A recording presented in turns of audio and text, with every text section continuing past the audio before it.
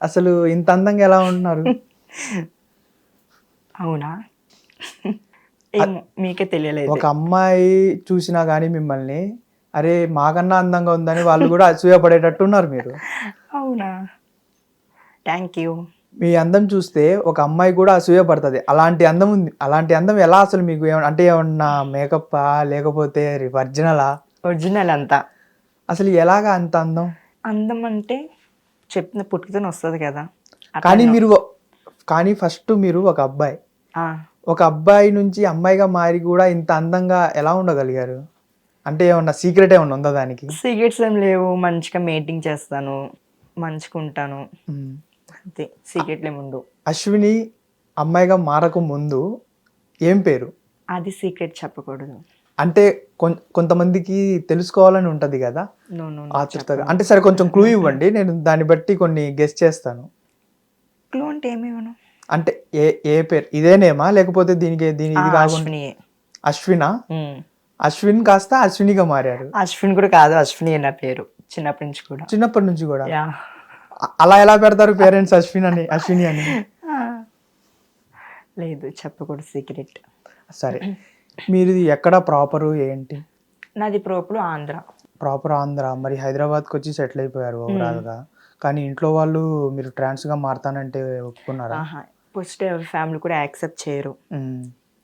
తర్వాత మా పెద్దవాళ్ళని తీసుకెళ్ళి మాట్లాడి, ఇది జనరు ఇట్లా, అట్లా అని చెప్పి యాక్సెప్ట్ చేసారు. ఇప్పుడైతే ఫుల్ యాక్సెప్ట్. ఇది మీరు మారక ముందు అయితే యాక్సెప్ట్ చేయలేదు. ఆహా! మీరు మారిన తర్వాత ఎన్ని డేస్ తర్వాత వాళ్ళకి చెప్పారు? నేను మారాక ఒక 3 మంత్స్ అనుకుంటా. కాల్ చేశారు. భయపడ్డారన్నమాట ఎటెళ్ళిపోయానని గట. ఓకే. కాల్ చేశారు. ఇట్లా చెప్పాను. ఇది నా ఫీలింగ్స్ ఇది అమ్మాయి కింద మారాలి అంటే, మా మమ్మీ యాక్సెప్ట్ చేయలా. వద్దు అట్లా చేయకు. ఎందుకు మన చుట్టాలు ఏమనుకుంటారో, హ్మ్. మనం ఇవిపోతే అనికట అన్నారు. ఓకే. లేదు ఎవరేమనుకున్నా నేనేంటో చూపిస్తా ఒక టైం వచ్చినప్పుడు అనికట అన్నాను. ఓకే. చూపిచ్చా. Full accept. ఓకే. కానీ మీ ఫ్యామిలీ మెంబర్స్ ఎంతమంది అంటే కజిన్స్? పెద్ద ఫ్యామిలీ మాది. నాకు అయితే ఓన్‌గైతే తమ్ముడు. తమ్ముడా?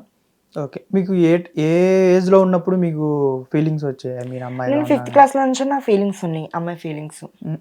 ఫిఫ్త్ క్లాస్ అంటే అసలేం తెలీదు. మెచ్యూరిటీ ఉండదు. ఏముండదు. మీకు ఒక అమ్మాయి ఫీలింగ్స్ అనేవి ఎలా అర్థమవుతది మీకు ఆ టైంలో? నాకు 11 ఇయర్స్ వచ్చాక మా అక్క వాళ్ళతో ఫ్రెండ్‌షిప్ చేస్తాము.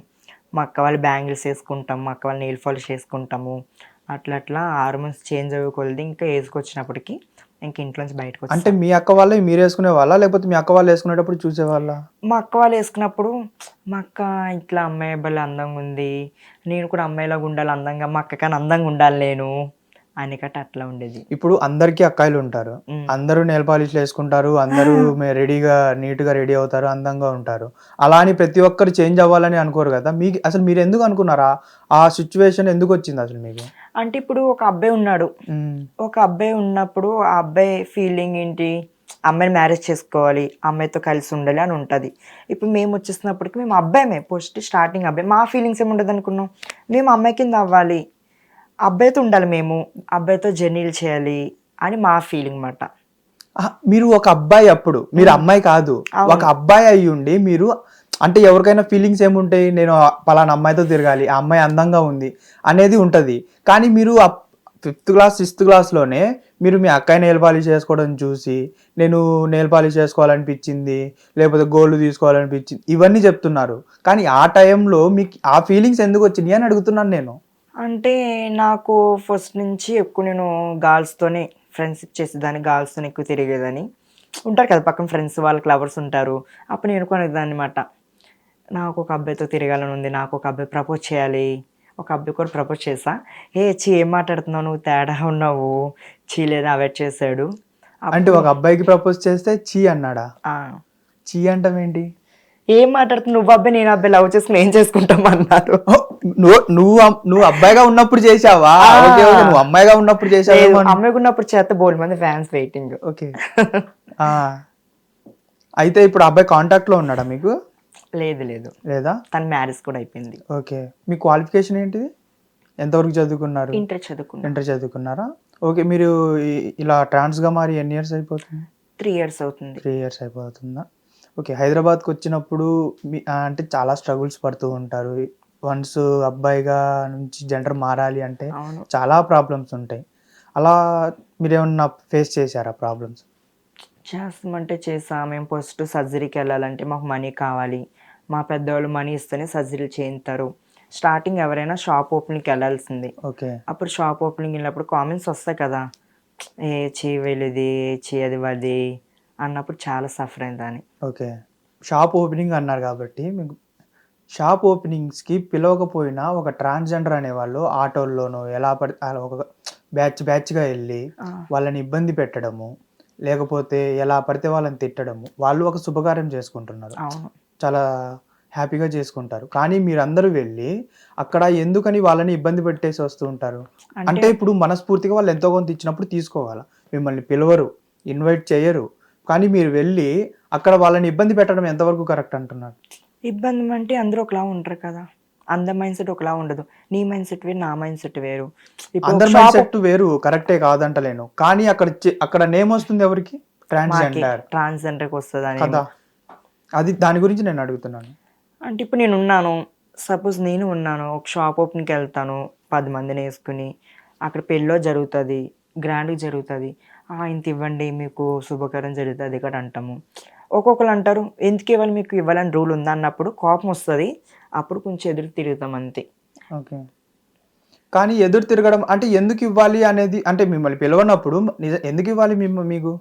అంటే మీరు ట్రాన్స్‌జెండర్‌గా మారుతుంది ఓన్లీ ఫర్ షాప్ ఓపెనింగ్స్, బెగ్గింగ్స్ వాటి కోసమే మారుతున్నారా? లేకపోతే మీ హార్మోన్స్ ప్రాబ్లమ్ వల్ల మారుతున్నారా? మా హార్మోన్స్ ప్రాబ్లమ్‌గా కదా! మారుతాను. మీ హార్మోన్స్ ప్రాబ్లమ్ వల్ల చేంజ్ అవుతున్నారు. కానీ మీరు అక్కడికెళ్లి డిమాండ్ చేయడం ఎంతవరకు కరెక్ట్? అంటే ఇప్పుడు వాళ్ళు ఓపెన్ చేసుకుంటున్నారు కరెక్టే కాదంటలేను. ఇప్పుడు మీరు వెళ్తున్నారు. అంటే మీ ఇన్‌కమ్ అనుకోవచ్చది కాదంటలేను. కానీ వాళ్ళు ఇప్పుడు ఒకవేళ హ్యాపీగా ఓపెన్ చేసుకునేటప్పుడు మీకు ఒక 5,000 10,000 ఇచ్చినప్పుడు తీసుకొని రావాలి. ఆహా! లేదు మాకింత కావాలి అని డిమాండ్ చేసి వాళ్ళని ఎలా పడితే అలా మాట్లాడి వస్తారు. ఎందుకలాగా? అంటే ఇప్పుడు మేము ఉన్నాము. ఇప్పుడు ఎళ్తాం సంథింగు. వాళ్ళు రివర్స్ అవునప్పటికి ఎందుకండి అలా అంటారు.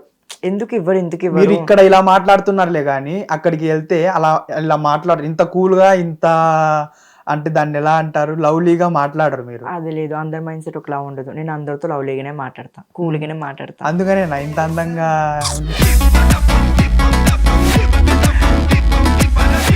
ఓకే. అండ్ ఇంకొకటి ఇప్పుడు మీరు ఈ ఐ మీన్ ట్రాన్స్‌జెండర్‌గా మారినప్పుడు మారక ముందు గాని, మారిన తర్వాత గాని మీరు ఫస్ట్ బెగ్గింగ్‌కెళ్లారా? లేకపోతే సెక్స్ వర్క్‌కెళ్లారా? బెగ్గింగ్‌కే వెళ్ళా. బెగ్గింగ్‌కే వెళ్లారా? బెగ్గింగ్‌కి వెళ్ళినప్పుడు చాలామంది చాలా మాటలు అంటూ ఉంటారు. మీకేం పనులు లేవా?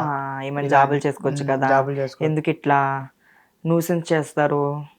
మీ వల్ల చాలామంది ఇబ్బంది పడతారు. హ్మ్. చిరాపడ చిరాపరివ్వరు. ఇంక హ్మ్. మీకు పనులేం లేవా అనేవారు.